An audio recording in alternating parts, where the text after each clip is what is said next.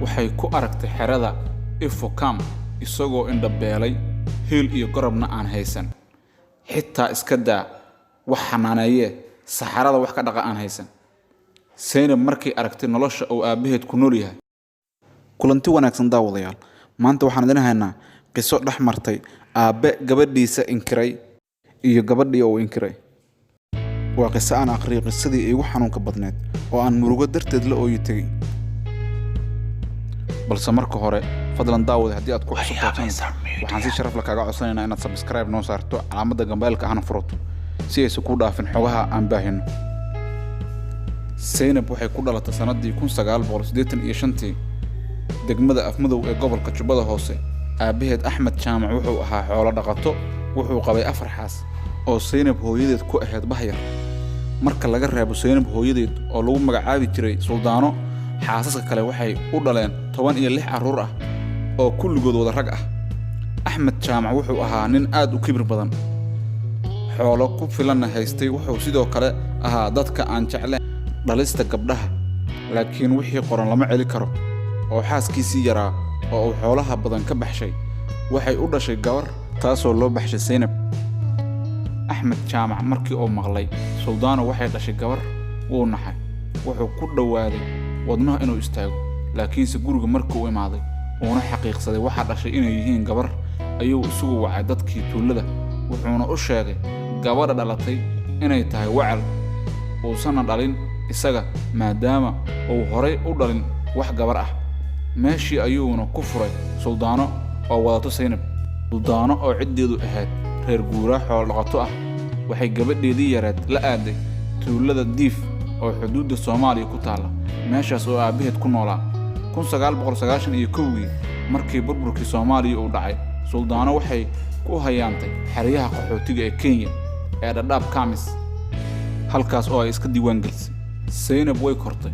waxay noqotay gabar go'aan leh oo ay ka go'an tahay inay wax barato.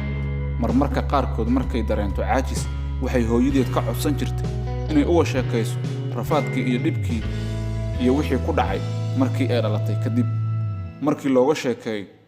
oohin ayay afka furan jirtay, kadibna waxay niyadda ku dhisan jirtay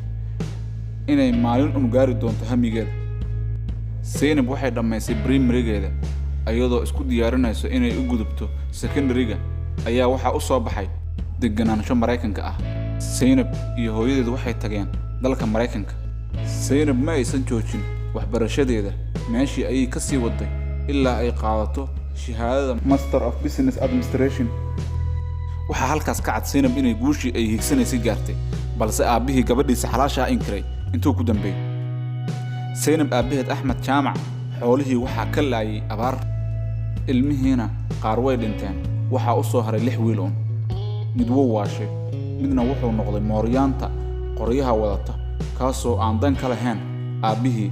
4tii kalena waxay galeen dibadda, balse aabahood waxay u jareen xiriirka, dibna ulama soo hadlin. balse Zainab oo madax ka ah hay'adda socdaalka caalamiga ah ee IOM, iyadoo socdaalku maraysa xeryaha qaxootiga ee Dadaab Kamis, ayaa waxay raadisay aabaheed nolol iyo geeri meesha uu ku nool yahay. waxay ku aragtay xerada Ifocam isagoo indhabeelay heel iyo gorobna aan haysan xitaa iska daa wax xanaaneeye saxarada wax ka dhaqa aan haysan. Zainab markay aragtay nolosha oo aabaheed ku nool yahay, naxdin daraaddeed istaag ayay ka dhacday. Zainab aabaheed waxay u qaaday magaalada Gaarisa ayadoo uga sii gudbisay magaalada Nairobi si indhaha loogu fiiqo. isbitaalada ugu caalamsan Nairobi mid ka mid ah ayay geysay si indhaha loogu fiiqo. qalliinkii waa lagu guuleystay, araggiisina wuu u soo laabtay. waaba tan meeshan fadhisa gabadhii oo shala inkiray ee Zainab aabaheed hadda wuxuu si raaxo badan ugu nool yahay magaalada Maka al-Mukarrama ee dalka Sacuudi Carabiya, asagoo halkaas ku cibaadaysanaya. wiilashii uu ku faani jirayna iskama warqabaan oo way dayriyeen, balse maanta uma baahno oo gabadhii uu shalay naxay ayaa kaafisay. Soomaalidu waxay tiraahdaa gacan la barka doono Allah og, taasoo ay ula jeedaan qof loo baxsan doono Allah og. qisadan waxay soo xusuusay qisooyin culummadu noo sheegto inta badan oo dhahaysa odayaashii Carbeed ee xilligii casru jaahiligii waxay sameey jireen wax qisadan hadda ka agdhow, taasoo ahayd ninka ragga ah ama oday ha ahaado ama nin la yara ha ahaade ee gabar u dhalato sooma fadhiisan jirin meelaha ay raggu ku sheekaystaan sababtoo ah wuxuu ahaa nin la yaso oo gabar u joogto sababtoo loo yasana kaliya waxa waaye in gabar u dhalato marka waxay sameey jireen in ay gabadha inta qaadaan ay dilaan waxa dhacday waqtigaas casr jaahiliga in nin oday inta gabar u dhalatay oo ka qoostay inuu yimaado meelaha raggu ku sheekaystaan iyo shirarka sababtoo ah waa lagu caayay waxa leeyahay gabar ku joogto gabadhiina ilaahay waa u weynayo waa gabar weyn sida qisadu ay warinayso ninka odaga ahay wuxuu isku dayay si uu gabadhaan u dilo inuu siro wuxuu ka soo qaaday magaalada dahab tira badan wuxuu ku xiray gabadha korkeedii wuxuu yiri aabana keen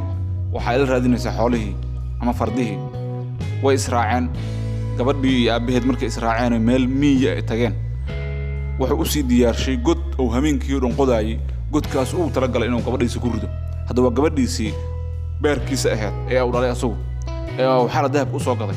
subaxda ayuu soo waday gabadhii gacanta ku soo dhigay godkii uu keenay godkii markuu keenay gabadhii inta meel fadhiisay godkii carradii si fiican macna uu hagaajinaa si uu gabadh ugu rido carradii garkiisa fuulaysay oo maadaama asagu nin ku jiray ahaa shaqo ayay gabadhu ka tifaysay oo ay garka uga bixinaysay carrada gabadhiisii sidaas ahayd ayuu godkii afgambi ugu riday marka qisadanu ma ahan wax dhow waa wax dadkii jaahiliyada laga soo koobiyay qisadan marka ay dhacayso waa inta nabi maxamed sallallahu alayhi wasallam oo san diinteena soo bana soo gaarsiin oo aan la soo dirin waxa wax aad loo fajaca ah in dhowr kun oo sano ka bacdi ay jiraan dad ku sii indha adag oo waxa sameynay walow qisadan marka ay dhacday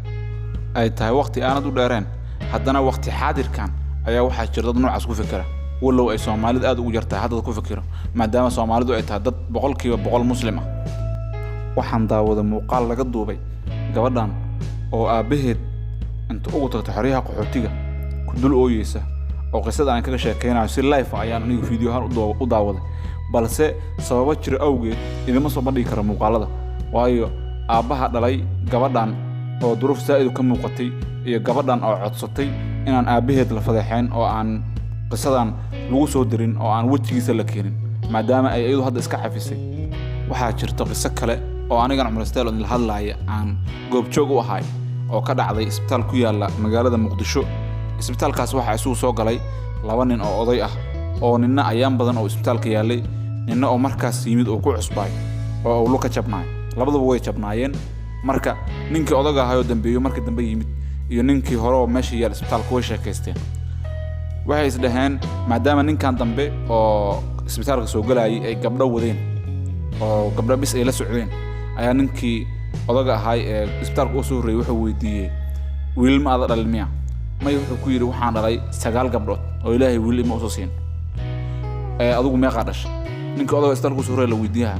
marka wuxuu yiri aniga waxaan dhalay 11 wiil gabdhana ma aan dhalin alxamdulillah dhaho Ilaahay wiil ku siiyay hayo laakiin adigu gablana tahay hada ka bacda caafimaad isku day inaad xaas kala samayso oo aad wiilal dhasho maadaama aad gablanta marka ninka odaga ku xanaaqay wuxuu yiri gablan ma hiyo Ilaahay awlad siiyay ilaahu toban ma wuxuu gablana tahay Ilaahay baraka leeyahay adigana wiil ha ku siiyo hayshi buu ka yiri isbitaalka la joogay isbitaalka la joogay ninka odaga marka isbitaalka ninka kale u soo horeeyay 12 wiil oo dhalay waa qaar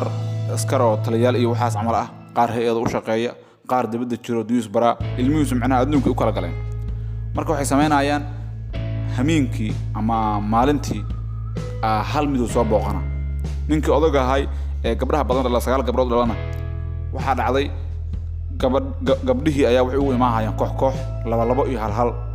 oo mid cunto u keenay mid hilib u keenay mid dharka u dhaqay mid sariirta ka hagaajinay mid guriga u nadiifinay isku qolna ku jiraan marka ninka odaga ahaana meeshii ku uray oo 12 wiil dhalay oo dharkiisii iyo wax ka nadiifiyo oo waay oo cunto fiican loo keenin oo booqasho fiican oo san heleen oo hameen iyo maalin markii la joogo oo hal cunug soo booqana marka waxa dhacday ninka odaga gabdhaha badan dhalay ee u dhahay hadda waa gablan ayaa u naxariistay ninka inta ka naxay wuxuu yiri mandisku ninkan odaga ah ee meesha ku darxumaysan u gargaara oo dharka u dhaqo cuntada adii keenaysan qaar siiyo u gargaara maadaama uu meesha ku darxumaysan yahay marka ninka ku faanayo dhahay hadda gablana tahay wiil dal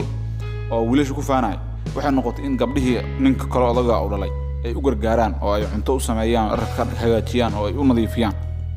marka waxa waaye halkaas waxa ka dareemi kartaa naxariista ay gabdhuhu leeyihiin yaasha way aragga aqliga badan leh waxay dhahaan nin aan gabar dhalin aaba macaan ma arko waana taas fikradda saxda ah oo sida la og yahay dumarku way ka naxariis badan yihiin ragga ilaahana ku abuuray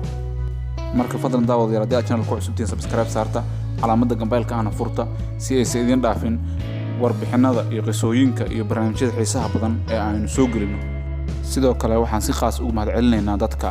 nagu xiran ee qaybta hoose commentiga fikradooda nagu soo dhiibta waadna ku mahadsantihiin dhammaantiin thank you